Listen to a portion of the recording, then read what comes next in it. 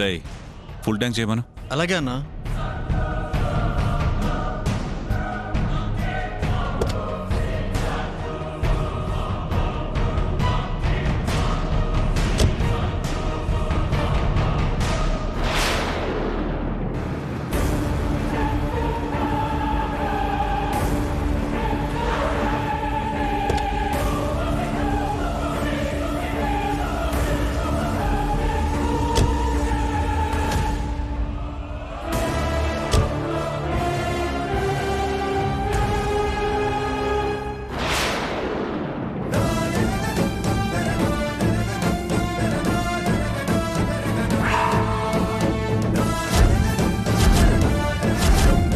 అన్నయ్య, ఇక్కడికి ఎందుకు వచ్చావు నువ్వు? పెట్రోల్ కొట్టించుకోవడానికా? కాదురా, ఏ ఒక్క అవకాశాన్ని కూడా మనం వదులుకోకూడదు.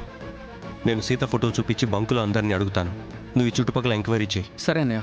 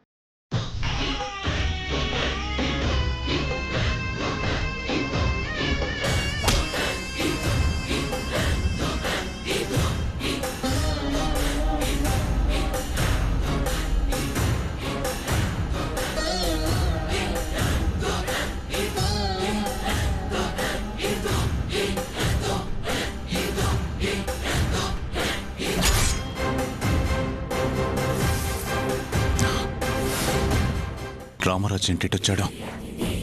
పొరపాటున కారులో సీత ఉండడం చూశాడంటే ఇదే బంకులో పెట్రోల్ పోసి నన్ను తగులబెట్టేస్తాడు.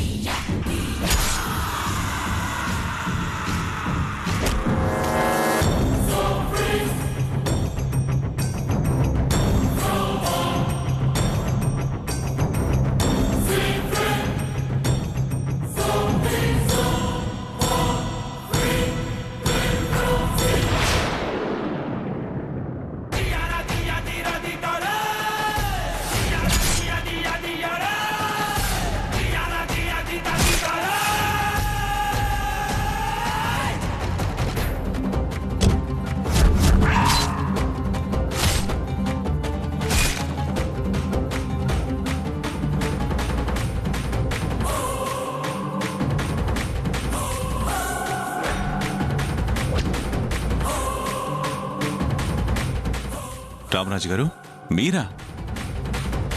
ఆ, సీత గారు అచ్చుకు తెలిసిందా? ఇంకా లేదు, అదే పని మీద తిరుగుతున్నాం. నా సీత దొరక్కపోదు. నా భార్యను తీసుకెళ్లిన వాళ్ళకి నా చేతుల్లో ముడక తప్పదు. అంతేలేండి, మంచి వాళ్ళకెప్పుడు అన్యాయం జరగదు, చెడుకు వినాశనము తప్పదు. కాకపోతే మీదసలే పరువు గల కుటుంబం.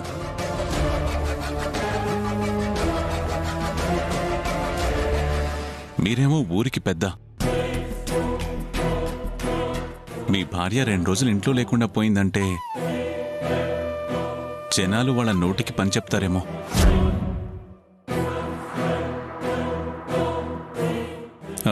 సీత గారు ఇంట్లో లేకపోవడం గురించి రకరకాల ఊహలతో నోటికొచ్చినట్టు మాట్లాడతారేమో.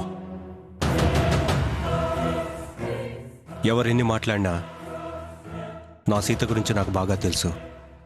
నా భార్య మీద నాకు పూర్తి నమ్మకం ఎప్పటికీ ఇలాగే ఉంటుంది. నిజమేనండి, ఈ తరానికి మీది ఆదర్శమైన జంట. అనుమానాలు, పొరపచ్చాలు మీ వైపు తొంగి చూడ్డానికి కూడా భయపడతాయి.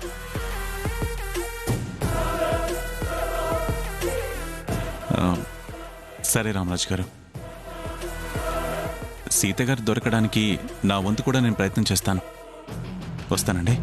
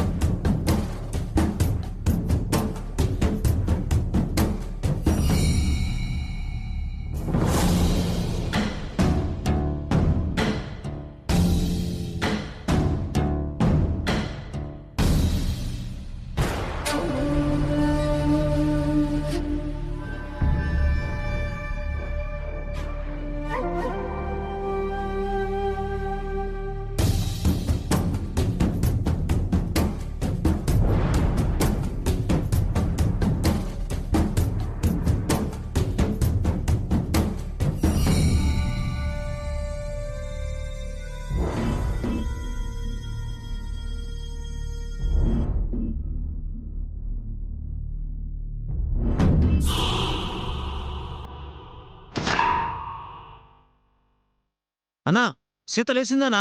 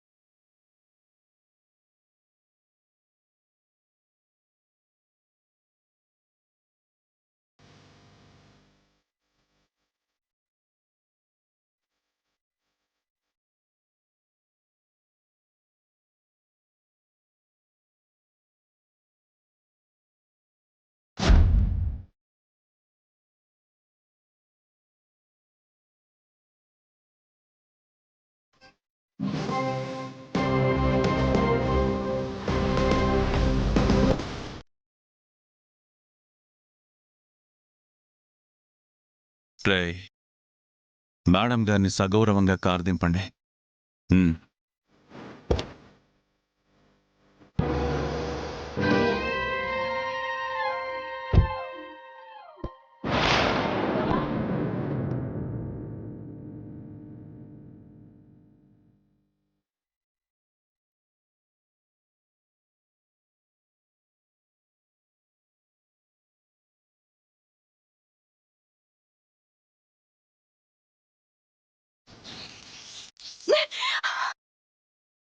రేయ్, నన్నెందుకు ఇక్కడికి తీసుకొచ్చా? నీ ఆర్తనాదం నీ వాళ్లకు వినిపించనంత దూరం నేను నిన్నేం చేసిన నరమానవుడికి కూడా తెలియనంత దూరం.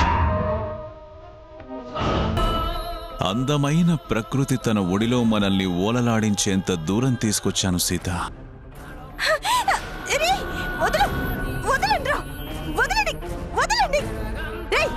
ఏం కావాలరా నీకు? నీ పట్ల నేను ఏం ద్రోహం చేశానని, నా భర్త నా కుటుంబం అంతా బాధపడుతుందని తెలిసి కూడా నీ మనసు కనికరించడం లేదా? నీ వల్లేగా నా ఎండి స్థానం పోయింది, అది గుర్తులేదా? నీ వల్లేగా మొదటిసారి చైర్మన్ గారు నన్ను తిట్టింది, నాలో లోపాలు ఎత్తి చూసింది, అది గుర్తులేదా? నన్ను అవమానించి నాకు అన్యాయం జరిగేలా చేసి ఏం చేశానని అడుగుతావేంటి సీత? అయ్యో, నేనక్కడ ఆ ఉద్యోగాన్ని వదిలేశానని చెప్పాను కదా. చేతులు కాలేక ఆకులు పట్టుకున్నట్టుంది నీ వైఖరి. చూడు, నన్ను మర్యాదగా వదిలిపెట్టు. నేననుకున్నది చేసేదాకా నిన్ను వదిలే ప్రసక్తే లేదు సీత. అంటే అంటే ఏంట్రా నీ ఉద్దేశం? నన్నేం చేద్దామనుకుంటున్నావు? పిచ్చి పిచ్చి ఆలోచనలు మానుకో రాజశేఖర్. నీకు ఆల్రెడీ చెప్పాను సీత, నీ మీద నాకున్న వేరే ఉద్దేశాన్ని మనసులోంచి శాశ్వతంగా చెరిపేశానని. నీ మీద జీవితాంతం మాయని మచ్చ వేస్తాను.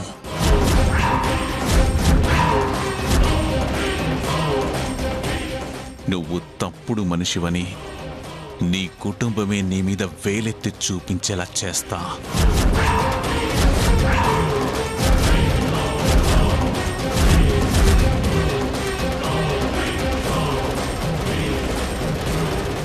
మిమ్మల్ని గౌరవించే మీ ఊరి జనంతోనే నిన్ను పతిత అనేలా చేస్తాను.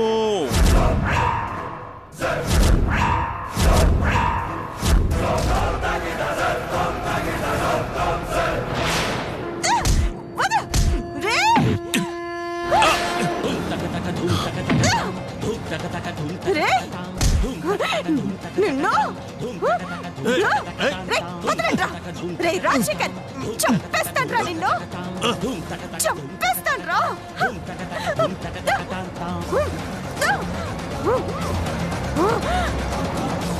చంపేస్తా, నేను చంపేస్తాను. వదలండి.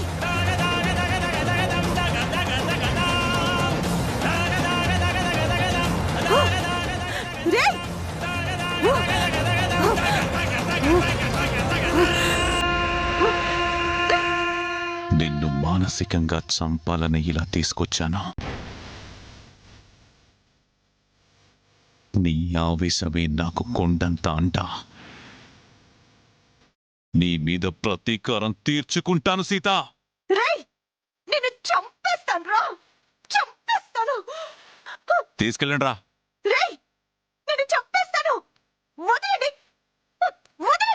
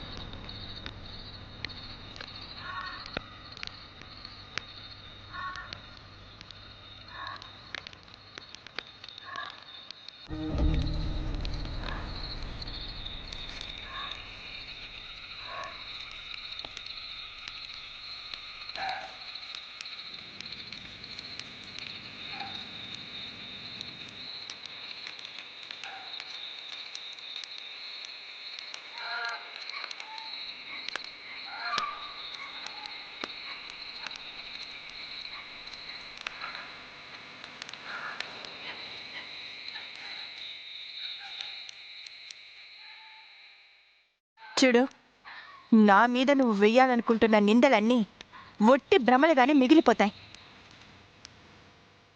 నా కుటుంబానికి నేనంటే అపారమైన నమ్మకం. ఊరి జనానికి నేనంటే ఎనలేని ఇష్టం. నా మీద అనుమానపు బీజం నాటి నన్ను తప్పుడు మనిషిని చేయాలని చూస్తే దోషిగా నిలబడేదే నువ్వే. టీచర్వి, రామాయణం క్షుణ్ణంగా తెలిసిందానివి, నువ్వు కూడా ఇలా అంటే ఎలా చెప్పు? రాముడంతటి వాడే సీతమ్మ తల్లి మీద అనుమానంతో కారడవిలో వదిలేశాడు. మనుషులం మనమెంత? నీలాంటి మిడిమిడి జ్ఞానం ఉన్నవాడికి రామాయణం కానీ శ్రీరాముడి దేవుడి వ్యక్తిత్వం కానీ అంతకన్నా ఇంకేం అర్థమవుతుందిలే. రాముడు అనుమానంతో భార్యని అడవులకి పంపించలేదు. సమప్రాణమైన సీతాదేవంటే ఆ భర్తకి అపారమైన నమ్మకం. ఎవరు అన్న మాట తను రాజుగా ఉన్న రాజ్యంలో సరికాదు అని సీతమ్మ తల్లి ఎంతటి పతివ్రతో అందరికీ తెలియాలని అడవుల్లో వదిలేశాడు. ఇలాంటి సంఘంలో నేను చేసిన పనికి నువ్వు పత్తితగా ముద్ర వహించుకోవడం తప్ప నా దగ్గర నుంచి వెళ్ళాక నేనింకా పతివ్రతనే అని నిరూపించుకోలేవు సీత. నువ్వు ఎన్ని రకాలుగా చెప్పాలని చూసినా నా మీద మాత్రం చెడిపోయింది అనే నిందని నువ్వు తీసుకురాలేవు రాజశేఖర్. సరే సీత, ఒక పని చేయి. నా దగ్గర నువ్వు ఒక 4 రోజులుండు. మొదటి రోజు టెన్షన్గా మీ వాళ్ళు పోలీస్ కంప్లైంట్ ఇస్తారు. రెండో రోజు చాలా కంగారుగా అన్ని చోట్ల వెతుకుతారు. మూడో రోజు నీకేమైందో, నువ్వు ఏమైపోయావో అని ఆందోళన పడతారు. 4 రోజులు దాటాక నువ్వు క్షేమంగా ఇంటికి వెళితే నీ కుటుంబం ముందు నిన్ను అనుమానిస్తుంది. ఊర్లో పుకారు లేచి నువ్వు తప్పుడు మనిషివని, చెడిపోయిన ఆడదాన్ని చేస్తుంది.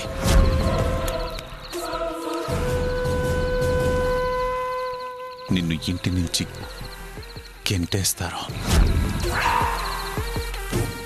అప్పుడు నీకు వేరే దిక్కు లేక నా కాళ్ళు పట్టుకొని నేనే దిక్కని ప్రాధేయపడతావు.